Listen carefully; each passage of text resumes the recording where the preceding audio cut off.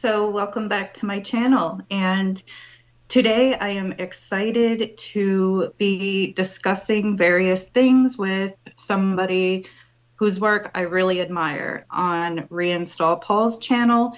He is here with me today, and he's going to answer some awesome questions for us. Well, thanks. Hello, Paul. Hi. Thanks for having me on. Thank you. Yeah. Thank you. Appreciate being able to do this interview and be on your channel and everything. And it's always fun to work with another content creator, another YouTuber. So yeah, great. Yes, it is, and I really appreciate you doing this with us. So, shall we jump into the first question? Yeah. Okay. Can you tell us a little bit about yourself? I'm just interested to know a bit about your life or accomplishments or whatever you would like to share. Yeah. I guess that's a question I get sometimes about how is it that I come to know what I know and talk about what I'm talking about, that sort of thing. And there wasn't any one point in my life. I would say it was kind of it seems to be kind of just a natural pattern of, when you're younger, you meet people that are interesting, that say certain things that you find puzzling or interesting and you want to know more.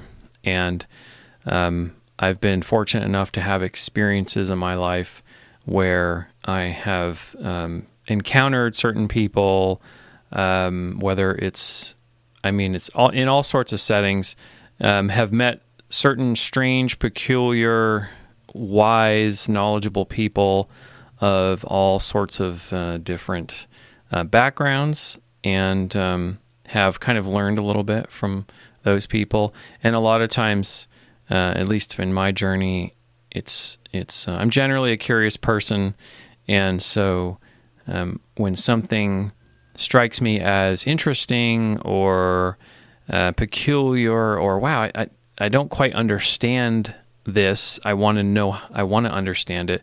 So then I kind of dive in and I want to know more. So that's kind of generally been my path. I think I can think of so many different instances, right? So we'd be here forever talking about that. But I think one thing that comes to mind is when I was in college, I took it was a Western civilization class, and there was a lot of symbolism in it. And that really got me that turned some lights on for me, and I got quite interested in what this whole symbolism thing is about. And so I got obsessed with like architecture, right, for example, and traveled overseas to Europe many times and was going to really obscure cathedrals and churches and just like taking pictures of everything and studying everything, and ooh, look at this. And so I'm kind of just one of those people that I get obsessed with a certain thing, and so it's all kind of, and then I just started to see, because of my various interests, I started to just bring those together. So that's kind of my general background. Wow, that is amazing, and I resonate so much. Wow, what gifts, to meet so many different and interesting people and have those experiences in Europe that I hope to have one day. That is amazing. What are some of your overall ideas for your channel, if you don't mind sharing? Well, I think that YouTube is now I started on Twitch. Actually, I have a live stream on Twitch, and I just started playing games just as kind of a fun thing to do. And I got bored of that rather quickly, and then I started to look at like Silent Hill, right? And one of my viewers was he was one of my mods. He was like, "You got to play Silent Hill. You got to play Silent Hill." I wasn't interested in playing it. And eventually I played it, and I was like, just, wow, oh my gosh, this is amazing. And then my live stream kind of went into sort of a different direction. But back to your question, I think with my channel, it's kind of funny because I didn't know what I was going to, I didn't have any kind of vision when I started on Twitch. And really when I started on YouTube, I didn't have a vision or anything at all, anyway. I knew I was interested in symbolism. I knew I was, I was very interested in that. But YouTube seems to me like, the most popular channels aren't going to be the content that you and I are creating typically. But I feel like there's a shift happening, and I feel like people are, there's only so many.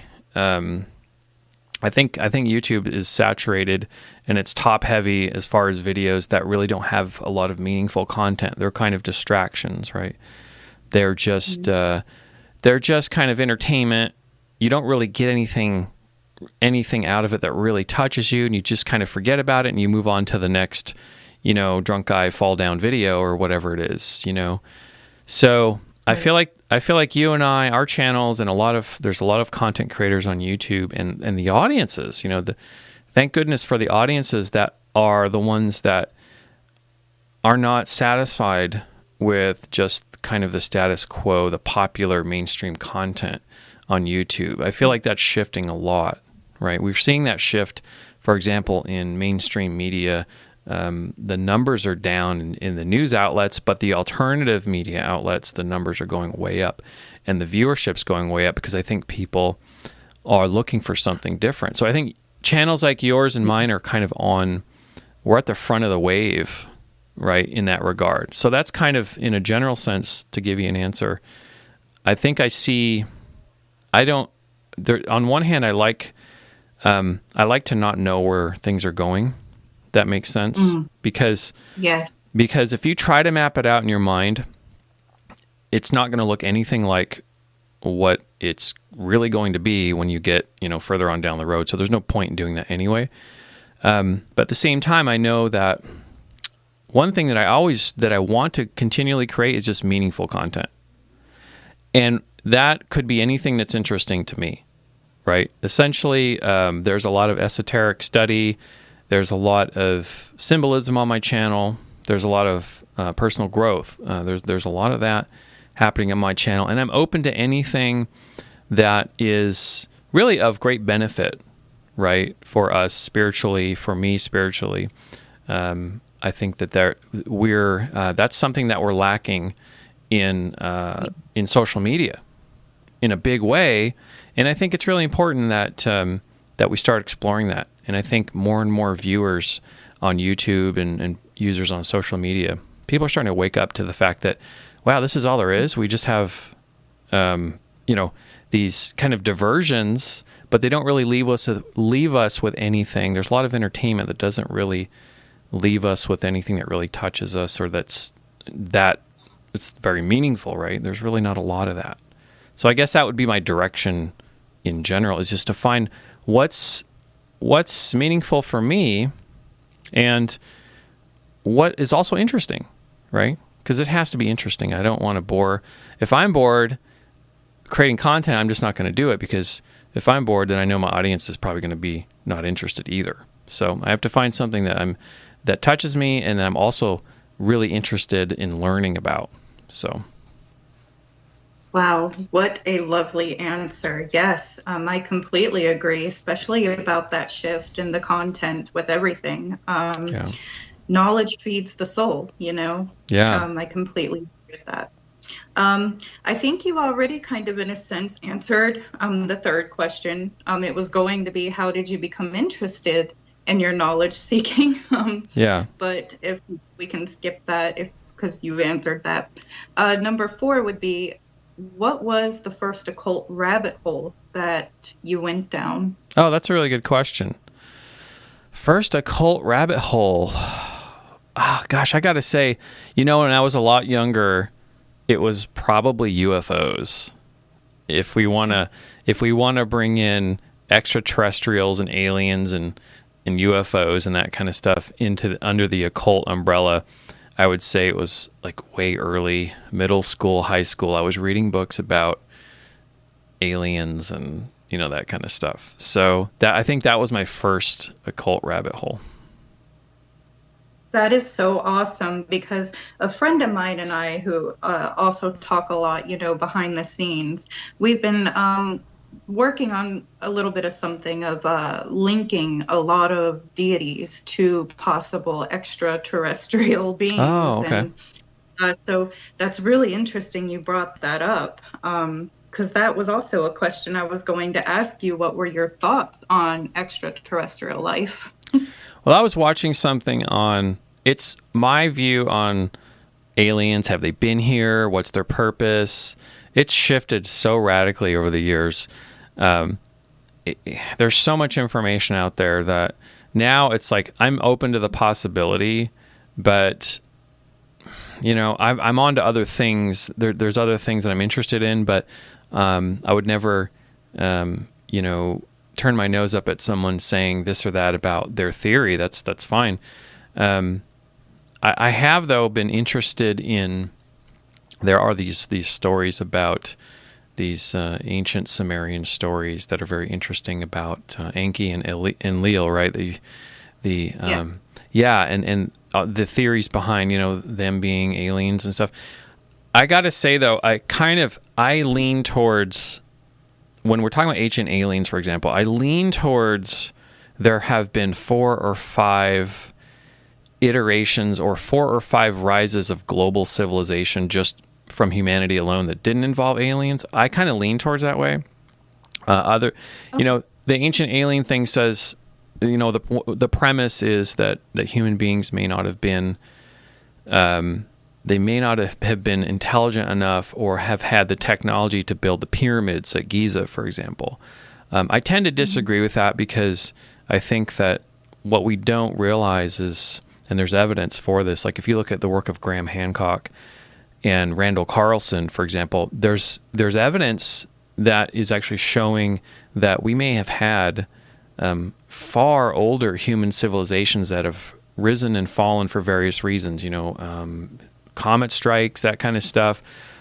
Great worldwide catastrophe may have wiped out, like, the city of Atlantis, the story about that, may have wiped out these high civilizations, and they had to kind of start over, and we might be like the 4th or 5th or 6th type of global civilization that has built itself up again. And like the seasons, there seems to be this arc of civilizations where it has a beginning period, a middle point, or a golden age, or a high point, and then it starts to decline. It's just like the rising and falling of the sun and the seasons. There's seasons in the general sense in the weather, but then there's seasons of man. There's seasons of everything. So I tend to kind of go in that direction, but I'm not closed off to the idea that maybe aliens or alien technology had some hand in it. Well, sure, if there's evidence for that, I'm open to that.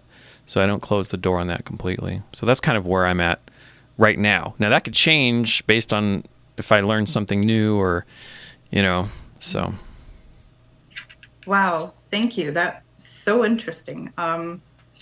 In that sense, do you have any favorite authors? Favorite authors? I don't know if I have any. My favorite author is typically the book I'm reading right now. And what I mean is, I wouldn't have a favorite author. I would say if I find a book, I will give a book. If I'm reading a book and I'm really into it, that's my favorite author. Awesome. That's my favorite author, right then and there. So there, yeah. Great answer. Your zodiac sign? Aquarius. Aquarius. Okay. And do you have any websites? You did mention you had Twitch or other platforms that you use. Yeah, so I have a Discord channel that I've used with Twitch, and folks come in and ask me questions. Also, I have a members website, reinstallpaul.com, and that is where I have a couple of Silent Hill ebooks with added material, and I have early access videos. So my videos, I have a lot of videos on YouTube And every week I have a new video.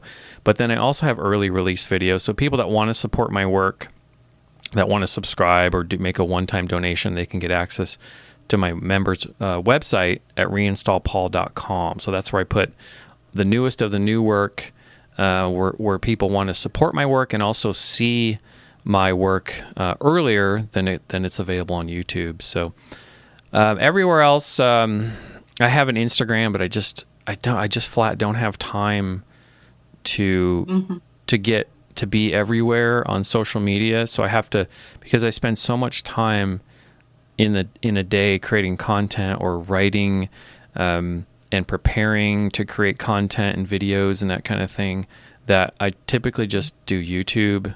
I chat with people on Discord. So you can go to my website and you can find my Discord link. You can click on the invite link and go right to Discord if you want to join the community. So those are my two main places where I'm at right now, and it's even that takes up all of my time, just creating content. So yeah, no Twitter, no Facebook. I have a Facebook presence. But it's not maintained. I don't really use it. So yeah, Understandable. I do understand.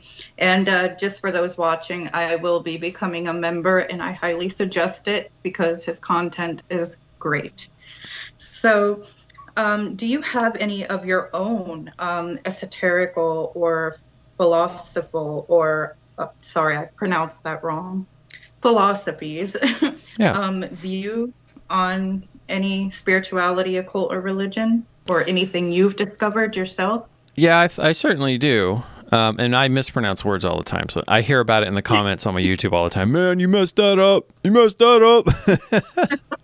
That's one thing, and a lot of content creators know, that is, it's hard to create content, and there's not a lot of people that create content, but it's very easy to sit back and say, hey, you messed that up. I'm like, yeah, I know. It's just something it's never going to be perfect. So you just make the video, move on. If someone, so, philosophies I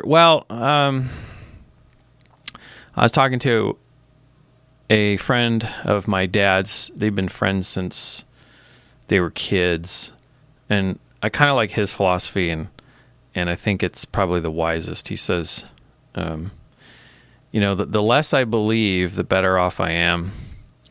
I think what he means by that is, the less I hold on to, because a belief is something that, if you believe something, that means you're holding on to something. And if you're holding on to something, you're really insecure about what you think you know if you have to hold on to it. Right. So I kind of like that philosophy, and I've kind of adopted that. Not trying to, I love to entertain ideas. I love just possibilities and exploring stories. That's why my Silent Hill presentation series has been so popular with people that have at least found it. Is that it's about the possibilities, and it's not about, there's a lot of folks that think Silent Hill has to have there's one official story, and that's it. But if you hold on to that kind of mindset, it's not going to serve you well over the years. And I feel like, so I don't have a philosophy per se or a belief. I've had many in my life, but I think I've come to the point where, if you look at human history and how many things over human history that mankind has been wrong about in general, that's almost, we have a pattern of just being wrong about so many things over and over. And it's not a negative thing. It's just kind of a realistic observation that, what we don't know is like this, and it's going off the camera, and it's just this wide thing. But what we do know is like this little tiny sliver of something, and even that's questionable. Even what little we do know for sure is even questionable. So I guess that would be my philosophy, if that makes sense. I and I absolutely love that philosophy. I completely agree. Because I tend to talk about attachment a lot on my channel. And, so I could be accused of flip-flopping on all kinds of multiple paths because Yeah. over the years I have done that. But if it doesn't please me anymore and I need to know more, I don't hold on to that belief or attachment. I try to experience others. So I really do like that answer. Um, so your Silent Hill presentations and explanations of like the occult symbolism in them and the story, it is really Yeah. brilliant. Thank you. Can you tell the viewers a bit more about this? Did you plan to link the symbology in the game, or did you just kind of notice it as you were playing the game?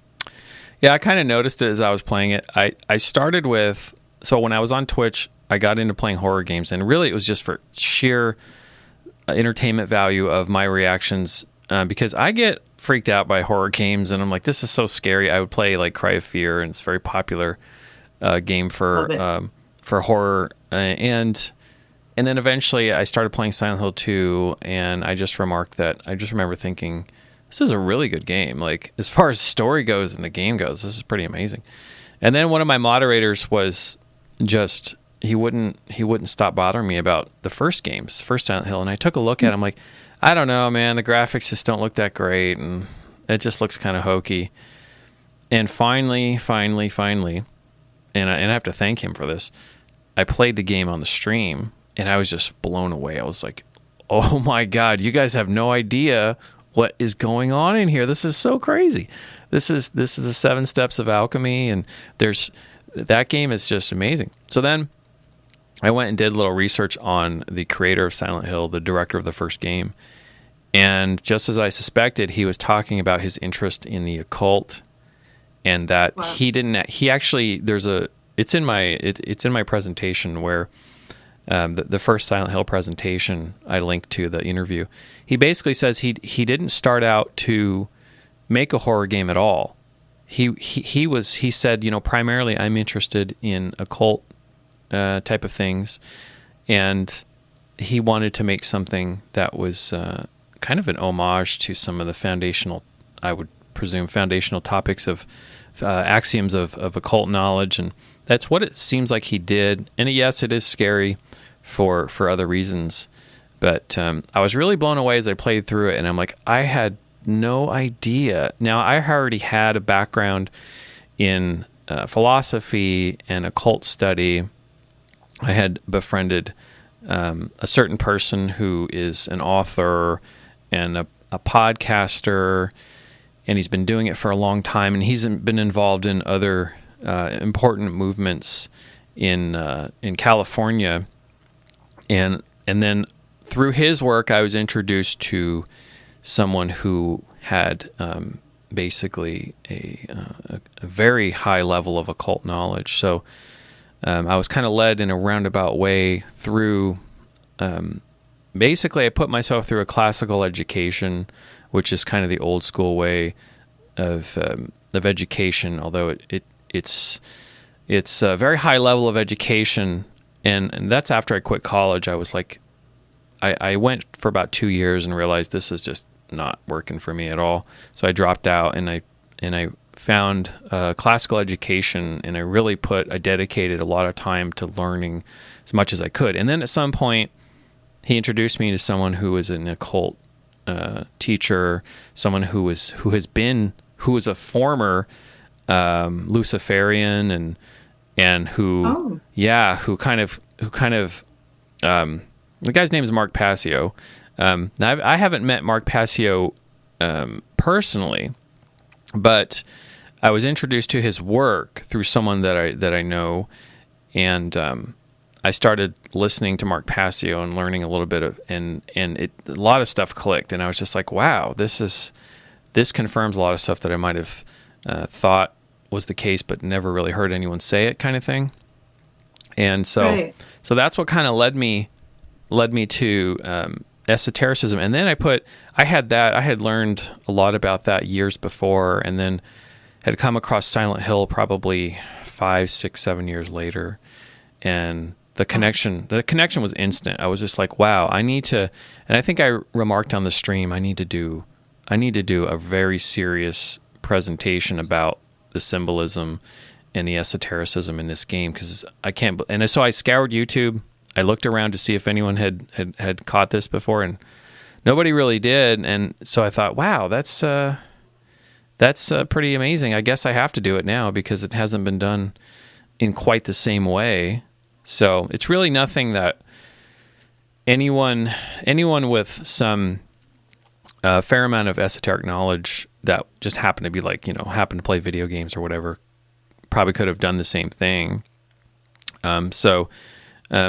It was all there for, and I guess I just came along right place at the right time and was the one to point it out. So that is awesome. As a kid, I grew up playing Silent Hill and like Resident Evils, and I remember Silent Hill, even as a child, drew me in.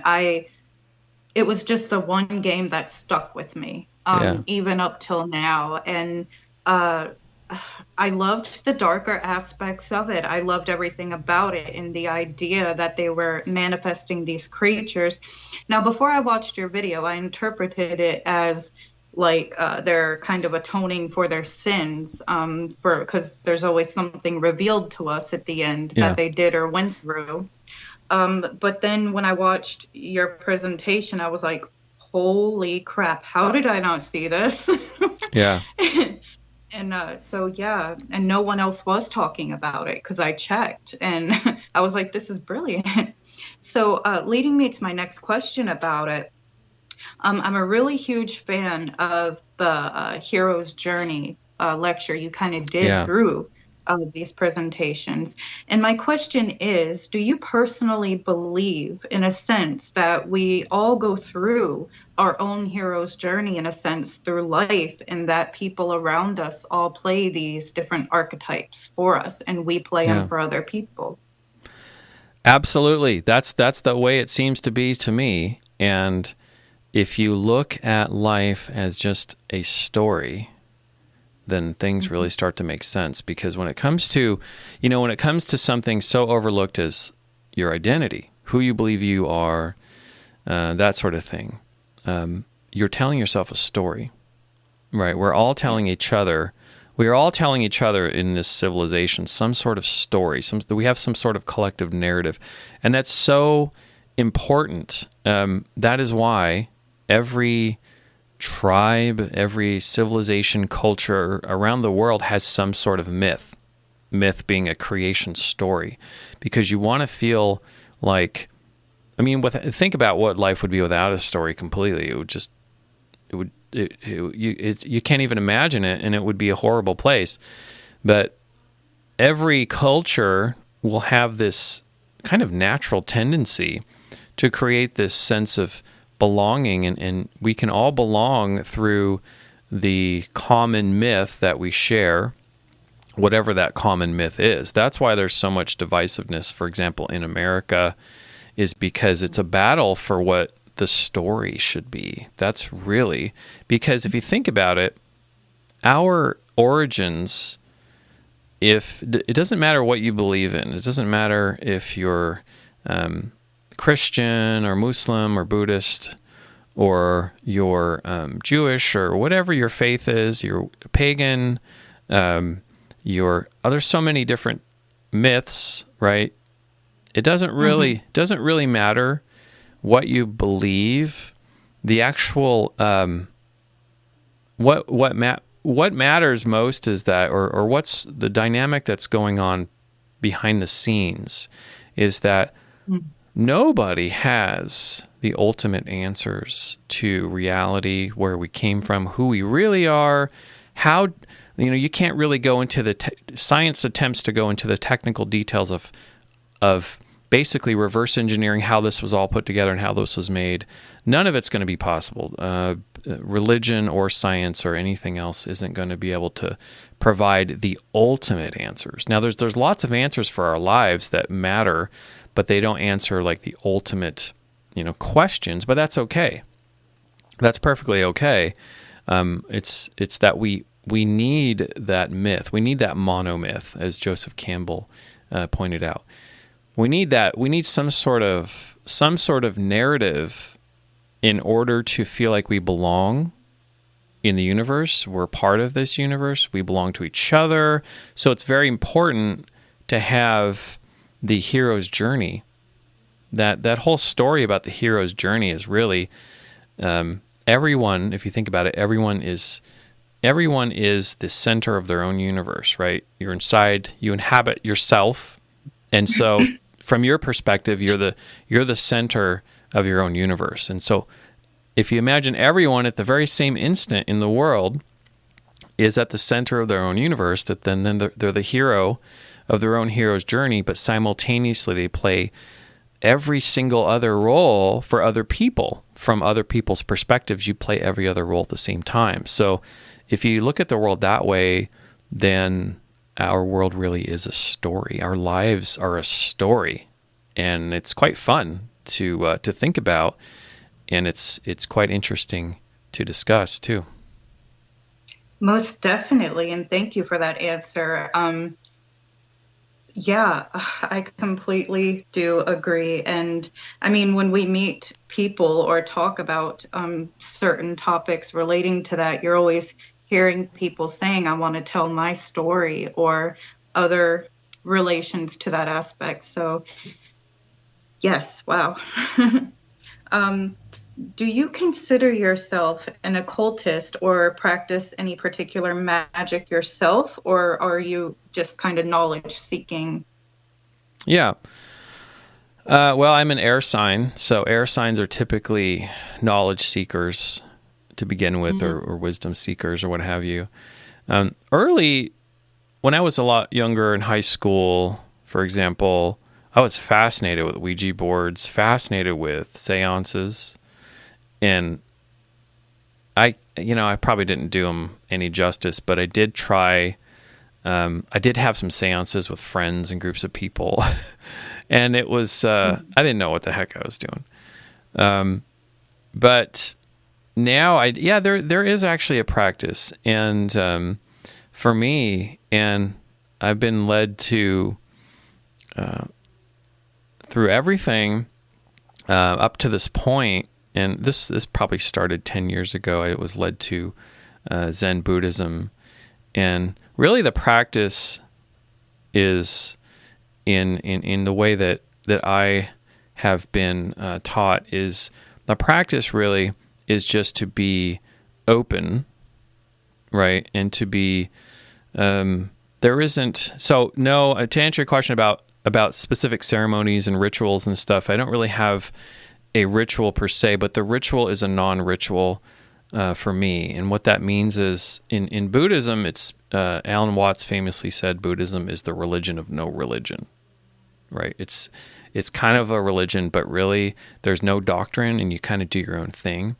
But within that loose framework, that very vague way of describing a religion like Buddhism, because it's debated whether or not Buddhism's a religion at all, at least in the West. And I would say that for me, the practice is being open, is being spontaneous, and trying to just engage yourself in the moment. Right? I love that. That's the practice for me. And it's not easy. And it does take a lot of practice. I don't necessarily meditate. There's when people sit down and meditate, that's zazen meditation, and then the actually older form is kinhin meditation, which is walking. So the Buddhist monks would walk for miles and miles and miles, and they would use that as meditation. So the practice for me would be, for example, if I know I have to drive an hour somewhere, right? I can actually use that as a meditative exercise. And it doesn't mean that you close your eyes and, that kind of thing, because you're driving, obviously. But you can allow yourself to kind of immerse into the moment and not be somewhere else, because, driving is thought of a thing as, oh gosh, I don't want to have to do this drive and that kind of thing. But a lot of times I'll put on like some ambient sort of, ambient healing music, or some kind of instrumental music of some variety and just let myself kind of zone out. And that's a meditation, you know? So for me, that's kind of what I do. So I guess that would be my practice, is just in all and every things at every opportunity, whether if it's, you know, something as simple as just sitting there waiting for an appointment or something, you can kind of do some sort of contemplative, meditative practice. So it's not about trying to, you know, clear your mind or trying to get away. It's about going into what's happening right now. If you're thinking about something, whatever it is, go into it and don't try to think, oh, I shouldn't be thinking this is bad. I should be meditating now. No, just go into it and see what happens. Wow, I love that. I really do. Blowing my mind a bit with this interview. I truly appreciate your views on these things. So I see you're working on a word magic segment. Could you tell us just a little bit about that? Yeah, that's been a tough one too. It's been challenging because it's kind of is a Zen Buddhism, I guess, sort of inspired series that I've been doing on word magic, and that whole series is just driving home the point that we shouldn't let language stand in the way of direct experience, I guess, is kind of what I keep driving home. And I put stuff like, you know, like Bruce Lee and people like that, Jiddu Krishnamurti, Aldous Huxley, they're all saying the same thing. I can probably come up with a list. If I had a couple minutes, I'd come up with a list of about 20 people that are very influential in society, popular in society. I could probably come up with a list of 100 people in the past like 50 years that have lived that were all saying the exact same thing. And that really is, don't confuse the map that's in front of your face for the landscape. Right, as Ken Wilber said. At least I remember Ken Wilber saying that, where, you know, language represents a way that we can all kind of communicate and refer to something, right, which is great, but then what that thing really isn't what we say it is on the map in language, right? What we say in language what something is isn't really what it is, right? The finger, there's that old Buddhist saying, the finger that points at the moon isn't the moon, right? And so that's basically, there's a couple of ways to interpret that, but the way that I interpret it most readily, at least, is that the finger that points at the moon is not the moon, meaning that the language you use to describe your world is not really the world, right? And so with, I would imagine in Wiccan circles and pagan circles and stuff, that there is what do they call it? The lifting the veil, almost. Yes. It might be akin to that. I you know, at least I've heard that comparison before. So that would be, so yeah, I guess that would be my answer. Sorry, did you answer that one? If you could go back in time and meet anybody, who it would be? Yeah, sorry, I didn't hear that one. If I could go back in time and meet anyone, that's a tough question. Who would I want to meet? I'd probably want to meet my great, I'd say like 100 times over, great grandfather, just to see what their life was like. You know, very interesting. Just to see how people lived. It wouldn't necessarily have to be my grandfather, but I've always been fascinated with how did people. I was just talking about this yesterday. People that come from, you know, you've heard all these stories about settlers coming into the United States, going out on the Oregon Trail, and just the suffering and they would lose family members, and it was just this immense struggle just to get anywhere on a horse and buggy, for example. And you had all kinds of things in the environment that could kill you, there was all sorts of difficulties. And now you can get in a car and you can go to the other side of a state or the other side of a province in a matter of a few hours. And we just kind of take that for granted. And I just want to know, like, and you know, it's funny because now I understand why a lot of people will stay in a certain place and never leave, because it's kind of almost in their DNA. It's in their blood, because their great grandmother and grandfather were like, it was so hard to get to this place. We're staying here and we're never leaving because travel was just so dangerous. And so I just want to know what it was like, what it was really like for people that kind of came out west early, or anywhere, any part of the world that had to figure out, okay, I guess we're going to try to build a town here and let's have a go of it. You know, that, I mean, we've inherited, if you think about it, we've inherited 100,000 plus years of human struggle. We're standing at the top of that, and Yes. you know, we're blowing it.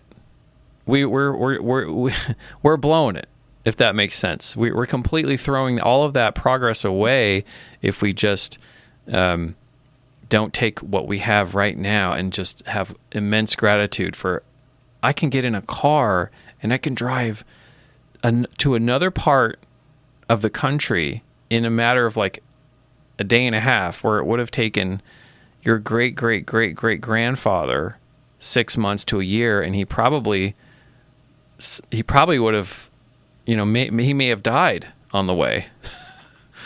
You know, it's crazy how much we've inherited. We've inherited so much. We stand at the top of all of this struggle, and yet we don't honor our ancestors in that way. It's surprising to me. So true. I've thought of that myself over the years. I think that's one aspect I really admired about, like, say, the Viking era, because they really were fearless to travel to all these new lands. Yeah. And then take what they wanted and needed. You know, they were just so adventurous. And then you do hear of other ancestors or settlers and their hard times. And yeah, I completely agree with that. Yeah, I think it's wired into us. Just real quick to add to that, yeah. I think it's wired into us to be a little apprehensive and afraid to go to new places, because new places for humankind have represented danger historically for a long time, and that's kind of in our DNA, right? So right. It makes sense. Yeah, and they do say, I mean, I've read articles where they say, you know, some of our ancestors' past experiences can run through our DNA, so it makes sense. I certainly think that's the case, yeah. Do you have an opinion on any older occult practitioners in history, such as like Aleister Crowley or Gardner, for example? Yeah, I've learned a little bit about Crowley, but I really don't know enough to say one way or another, to be honest. All I can say is that everyone understands, you can only really understand the world through your own eyes, and you have your own path. Mm-hmm. And everyone, you know, you can never predict what experiences someone's going to have, or so the whole idea of saying, well, this is the way to do it, and this is the only way to do it, is just preposterous, because everyone has their own points of reference and their own way of doing things. And so, and I mean, admittedly, for a long time, I think I had rather negative attitudes when it comes to ritual magic, and I've said some things in the past that have been kind of dismissive. But you know, with my partner, she's taught me, and that's part of the feminine's, you know, a key role in the feminine is to help soften the masculine in that way. And she's kind of helped me realize that people have their own experiences and their own perspective, and it's completely their own. And so the way they see things, the way they practice things is also going to be their own. And really, that's what it's all about. So I haven't looked into a lot of the practitioners. I've read, of course, a lot of stuff from. I read the Secret Teachings of All Ages or most of it from Manly P. Hall. So, you've fallen down again. So sorry about that. So yeah, none of the ritual. Like I'm not. I know a little bit about Gardner, but maybe a little bit more about Crowley, but I don't really know enough to have an opinion or one that would make that would be relevant. So. And lastly, I was going to ask you in one of your newer videos where you announced about your wish content and the Silent Hill ebooks. Could you tell me a bit about the ebooks? Yeah, so the ebooks came out of my presentations that I was doing, and the old way I used to make videos, I would just put all the text on the screen and kind of you just see a little bit of the text, and some of it's kind of I've improved my video production quality a little bit as I go, right? And that's part of the journey. So I kept getting questions about, hey, could you make this available? And I thought, well, that's a good idea. So I actually went in and converted the presentations to actual ebooks that are available from my members page on reinstallpaul.com. And so it actually has a bibliography, because it's important that it has that, because a lot of people are asking me, well, what are some books I should read? I get that question a lot. Hey, can you recommend some books that I can get more knowledge about some of these concepts that are covered in Silent Hill that you talk about?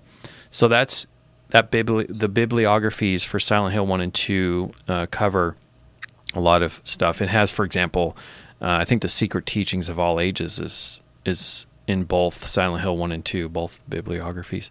I've also included, because since I went back and converted those presentations to actual ebooks with an introduction and all the things you would expect typically in a book, I also, as I went through, I made some new discoveries in both of those presentations. So I included those in the ebook. So each ebook, I'd say Silent Hill 2 is 275 pages or so.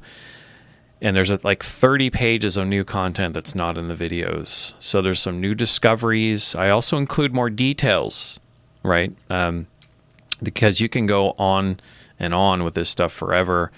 So I figured in a book, right, that's the time to do it, is to include more details. So both books have about 30 pages of content that's never been seen before, except on the ebooks. So yeah, so that was a lot of fun. And as a result of getting that question over and over, what book should I read when it comes to understanding esotericism and symbolism, I decided that I was going to work on a new ebook that's going to be just an ebook, and it's actually called How to Understand the Occult. And it's, now, I'm only presenting my perspective. I'm not presenting like, this is how it is, this is the only way it is, and I'm the authority and all that kind of crap.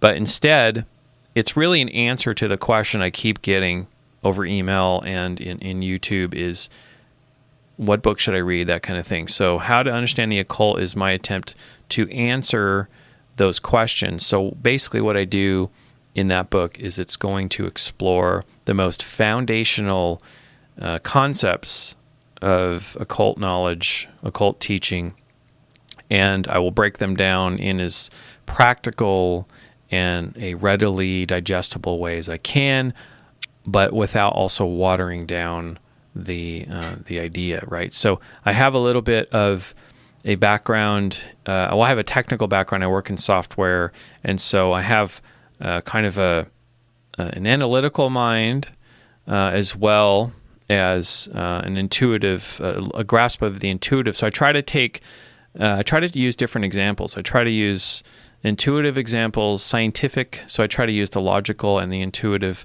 examples to illustrate to explain these concepts. So it's kind of a big attempt on my part to answer that question. And there's actually a preview of the first chapter of that book. The introduction chapter of that book is actually available on my member site. I think the book will probably be finished in I don't know, gosh, it's a lot of work, but sometime next year I should say. So I've got basically both of those Silent Hill 2 ebooks, and the How to Understand the Occult should be available soon. So, yeah. Well, thank you so much for that information, because I will definitely be reading it and looking forward to your upcoming ebook. And everyone, please go hit subscribe and check out Reinstall Paul's channel. His work really is brilliant, and as you see, very deep, very thoughtful, and definitely worth supporting, in my opinion. And I thank you so much, Paul, for allowing me to ask you these questions and for sharing your knowledge with us. Great. Thank you. It's always fun to have a conversation with a fellow YouTuber and content creator. Yeah. So I appreciate that very much. And I think for you and I, and for a lot of our viewers, we're open to possibilities, and we're seeing what direction this takes, and that's kind of part of the fun, right? Is not knowing exactly where this is going to go for our personal development, for our growth, but to know that it's going somewhere, and to know that we're growing, to know that we're evolving, I think is the biggest thing, right? So, well, thank you very much. Enjoyed the interview. It was a lot of fun. It was. Thank you. Thank you.